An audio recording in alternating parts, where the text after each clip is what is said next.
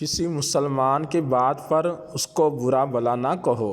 ہو سکتا ہے وہ اپنی بات پر سچا ہو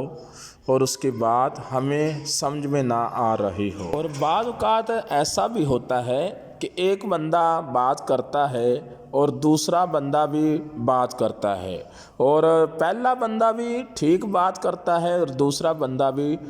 اپنی جگہ پہ ٹھیک ہوتا ہے، لیکن آپس میں ان کی بنتی نہیں۔ وہ پہلا بندہ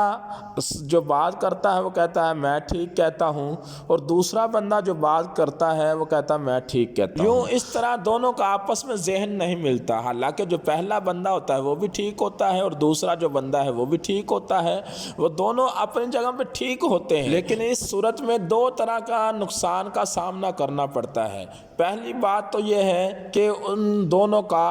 آپس میں ذہن جو نہیں ملنے پر بعض اوقات بہت زیادہ نقصانات ہو جاتا ہے، اور دوسرا نقصان یہ ہے کہ جو اور بندے ہوتے ہیں وہ دیکھتے ہیں کہ آپس میں ایک بندہ کچھ کہتا ہے اور دوسرا بندہ کچھ کہتا ہے، اور جو